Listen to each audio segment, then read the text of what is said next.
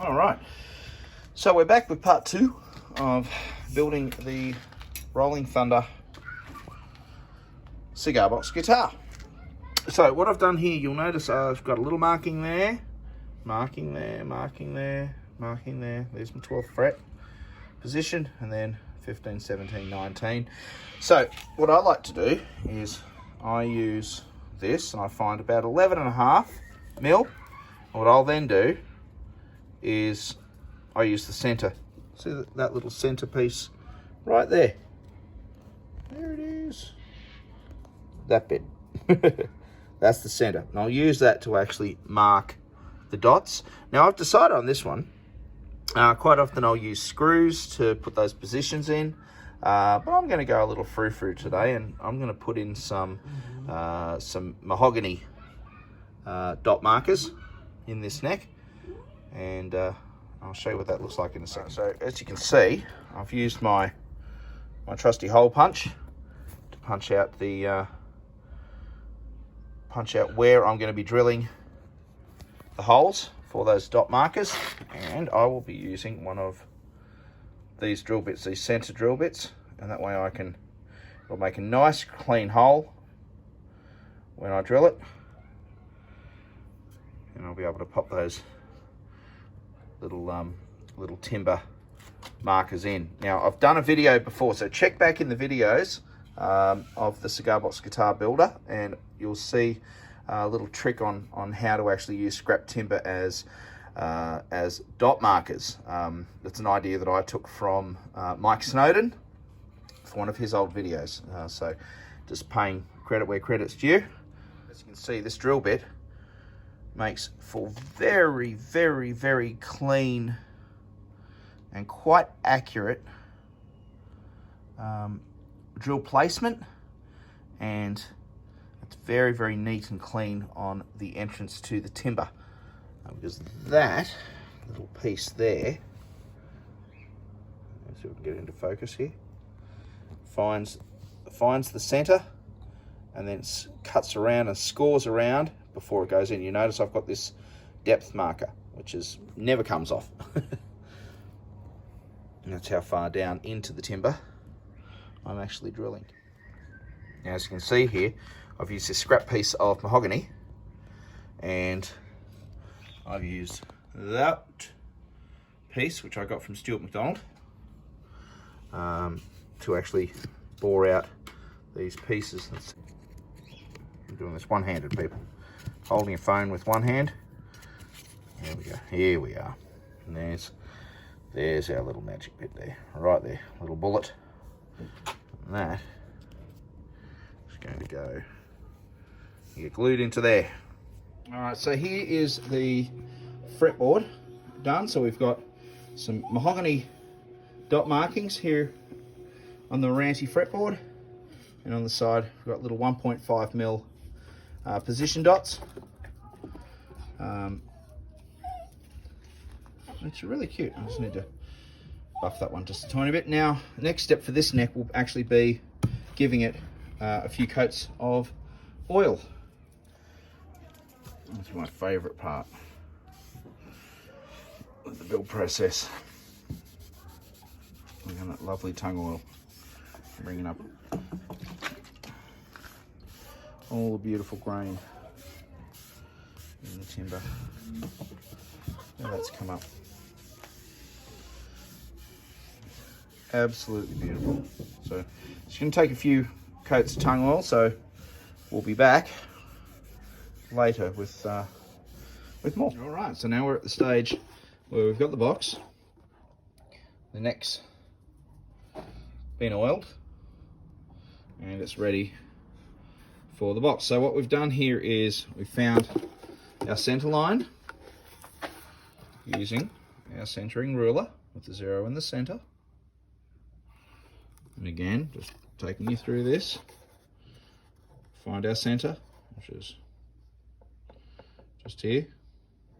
There we go. All right, and then we find center. You see I've marked center there, and then 2 centimeters either side, and that's where the neck's going to go in. Now, always err on the side of doing it smaller, because you can always file it out to be a bit larger. And also remembering when you're measuring the distance here, this was measuring 3.1. Okay. So you have to take into consideration the depth of the lid, which is about there. All right. So you have to add that on, otherwise your cavity that you make here is going to be too short. So it's at this point of the build where I've cut into the box and I've had a good look at it, and I've realized, maybe partially because I'm doing this video and having a little bit of a think about what I've been doing, I've actually cut down into this recess a little bit too far. So at this point I'm stopping and I say, okay, well, what am I going to do? So what I've decided to do is actually, this little screw that I've got just to hold things in place, I'm actually going to use some of this 3mm plywood, and I'm going to actually put a piece on top of the block that's on the inside here, where the bridge is going to go, and just here. Now what this is going to do is I'll have to deepen my cut down in here just a touch, just by 3mm, just to make way. And what that'll do is that'll actually bring the neck down a little bit. And the reason for that is because, as I mentioned before, I'm going to be using one of the steel electric guitar style 3-string bridges. I want to be able to have enough movement on that bridge using the grub screws to change the amount of air, basically, between the action between the string and the fingerboard, because I don't like it too close to the fingerboard and I don't like it too high. So I want to be able to not have to raise the grub screws so high and just give myself a little bit of play. But I'll show you how I'll fix that in just a second. As you can see, we've got a bit of glue, we've got a spacer that's going to go onto the top. Press that down, it'll clean up on the side there. That will solve the problem of that cut being just a little bit too deep. And I remember what I've actually done. The plywood that I usually use for this spacer block is actually a little bit thicker than the piece that I've used. I used the wrong piece of ply. Silly old me. So that's fine. And this is all part of building cigar box guitars. It is, you know, it is a case of troubleshooting. And figuring out, oh, okay, well, that didn't work. What have I done wrong there? And for someone like myself, and I've built, coming close to 1,000 guitars, cigar box guitars in that time, since I've started building, we're still making mistakes. So if you're a beginner and you make a mistake, don't get upset. It happens. It's part of guitar building. You will make errors, you will make mistakes, you'll lapse in judgment or something like that, but there's always ways around, most of the time, there's ways around solving and fixing a problem. So instead of hiding this and just kind of going, oh no, everything's fine. No, we struck a small problem here, and we're fixing it. This is something that's you're going to need to deal with as a beginner builder, or even if you're watching this and you're experienced, you're an experienced builder. We've all been there, haven't we? All right. So as you can see now, I think that's a far more appropriate height. That way I'll get some good string clearance over the top, get some good break angle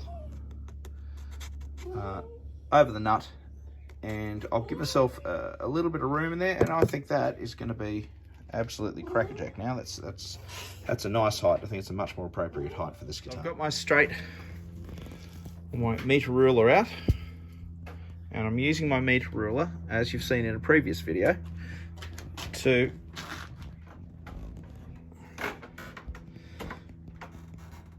find center on the box. So what I do with this particular method is go straight down, place the neck as straight as I can visually, and then I'll measure the distance using my ruler. 5 centimeters there and 5 centimeters there. So that is absolutely spot on, dead center. So what I'll be able to do now is I'll take the meter ruler away, and I will use a small screw,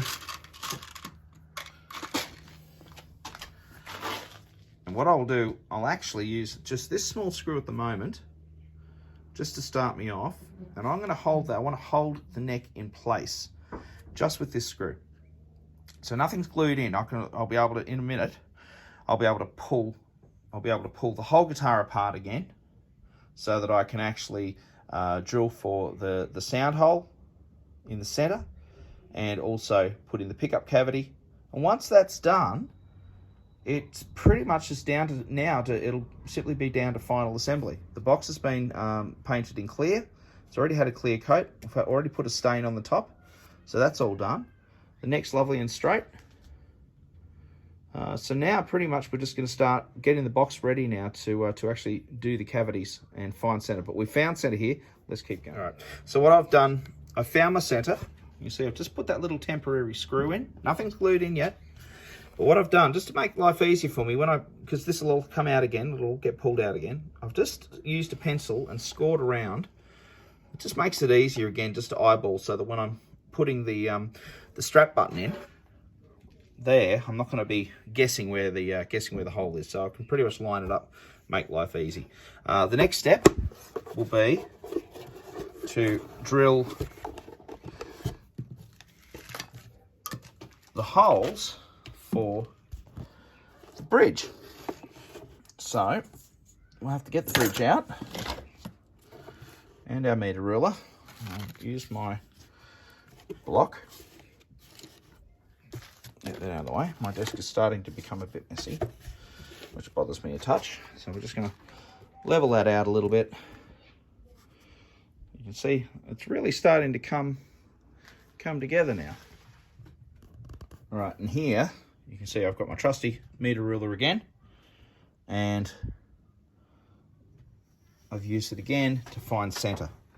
All right, with the bridge. So I've actually already done that. Found, and we've drilled the bridge holes. So what will happen a little later is I'll use number 3, and I'll go through here at that point there, just round about here. So just around about here will be a number 3 drill bit, which will go in at an angle, and that will create more than enough room for a wire to come through to ground, and that will ground the underneath of the bridge. But as I mentioned to you, I'm still in the process and at this point of finding center. So we found center here for the bridge, and the next step now is to find center for the sound hole, which I'll be cutting in just a second, and the bridge cover. And all of that can be done using this trusty meter ruler. All right, so you can see now I've had my center ruler out, and I've found center. So what I've done is I've separated, this is the pickup that I've got. This particular one comes from MRWS up in Queensland, here in Australia. And I quite like these pickups. They're good, they're powerful. They clean up nicely too, which is rather nice. I take off the surround, so I find it nice and centered just where the bridge is, here, and that way I can find center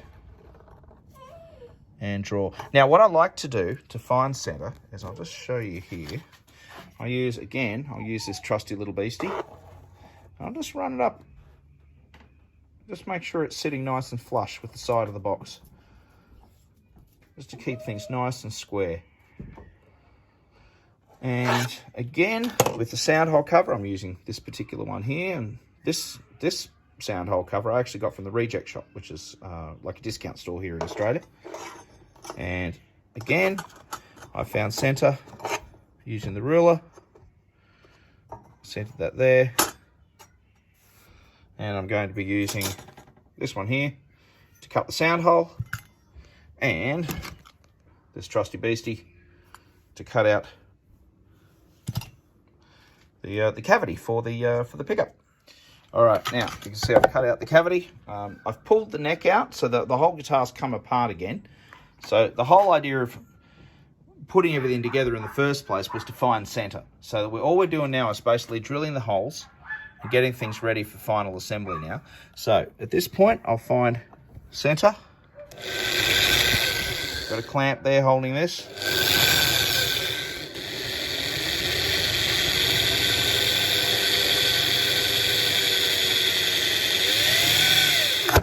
Oh, okay. And